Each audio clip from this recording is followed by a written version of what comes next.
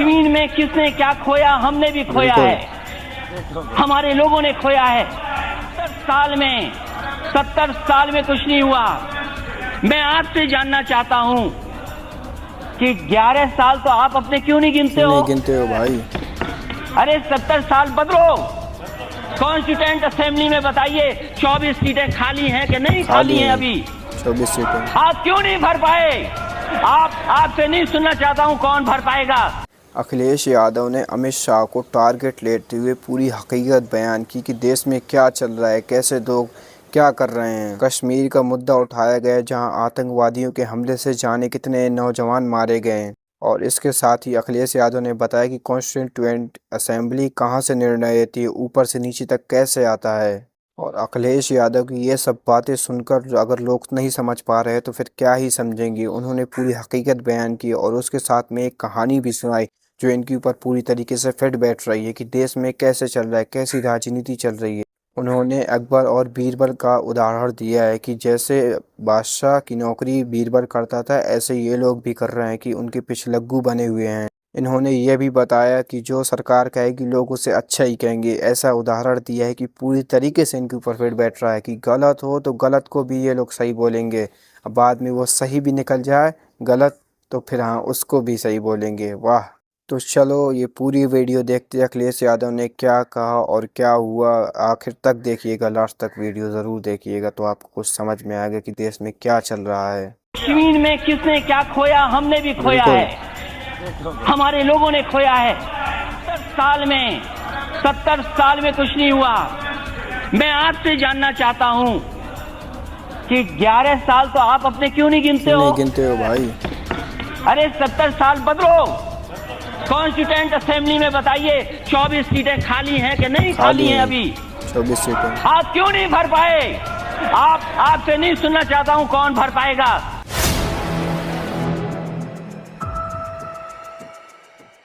कि मुझे इस महत्वपूर्ण सवाल पर बोलने का मौका मिल रहा है। मैं अपने माननीय सदस्य जो अभी मुझसे पूर्व में बोली हैं, और देखिए कैसा है कि उनके पड़ोसी भी हमारे बगल में नहीं है और मेरे पड़ोसी भी मेरे बगल में नहीं है। स्पीकर सर, मैं अभी क्योंकि सवाल शुरू अभी नहीं हुआ, मैंने आपकी बात मान ली कि वो घर पे हैं, घर पर हैं वो अभी।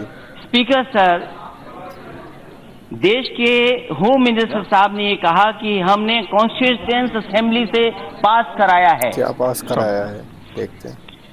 मैंने मंत्री जी का भाषण सुना और उन्होंने कहा कि उन्होंने असेंबली से पास करा करके इस प्रस्ताव को इस सदन में लाने का काम किया है। कॉन्स्टिट्यूएंट असेंबली का मतलब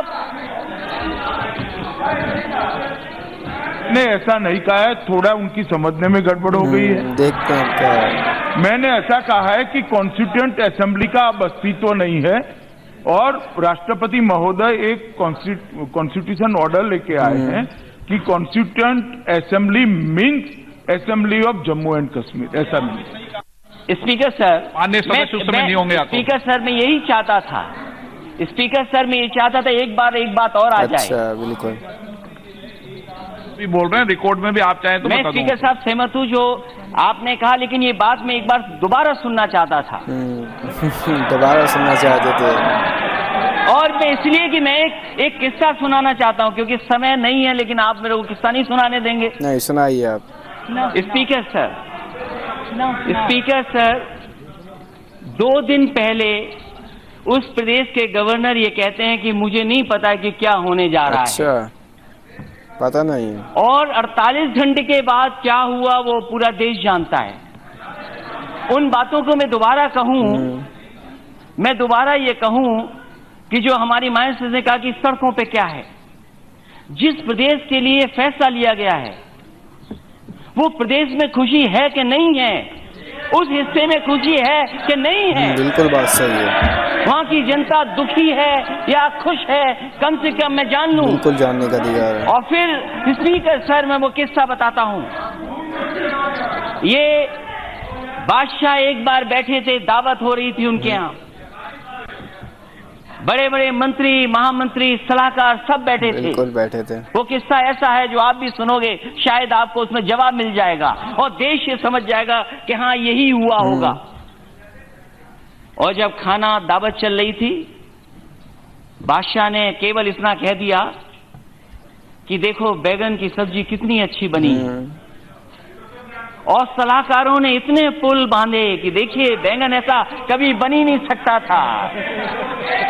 पिछलग्गे होते हैं। उसके बाद और जो मंत्री थे वो भी कह रहे कि क्या बैगन बना है। उन्होंने कहा कि देखो हमारा सबसे अच्छा सलाहकार है बीरबल, बताओ कैसा है ये बैगन।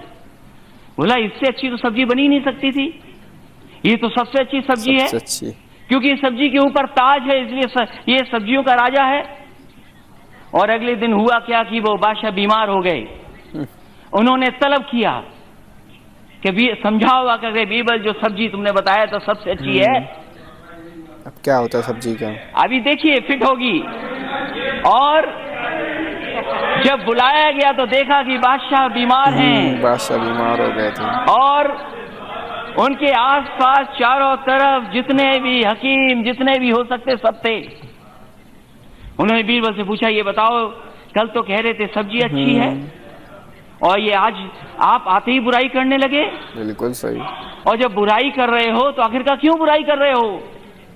तो बीरबल झुक करके कहा बादशाह मैं कोई बैगन की नौकरी नहीं कर रहा हूँ, मैं बादशाह की नौकरी कर रहा हूँ। अगर बादशाह को अच्छा लगेगा तो मैं अच्छा कहूंगा, बादशाह को खराब लगेगा तो मैं खराब कहूंगा। तो माननीय गवर्नर साहब ने वही फैसला लिया जो फैसला आप चाहते थे। वो कॉन्स्टिट्यूशन असेंबली का फैसला नहीं है, ये फैसला ऊपर से नीचे गया है। और ये दुख की बात, अगर स्पीकर सर कश्मीर में किसने क्या खोया, हमने भी खोया है, हमारे लोगों ने खोया है। हमारे साथ में जिसने मुझे कमांड किया मिलिट्री स्कूल में, वो 2 बार का एडीसी था यहाँ पे राष्ट्रपति भवन में, major Govinder Singh Rathore. Speaker sir नहीं sir, okay, I am not yielding him.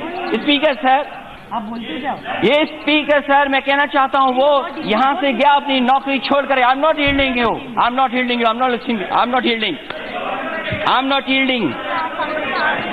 Major Govinder Singh Rathore यहाँ से नौकरी छोड़ के गए। बिल्कुल गए। और वो शहीद हुए, वो आतंकवादियों के सामने शहीद हो गए।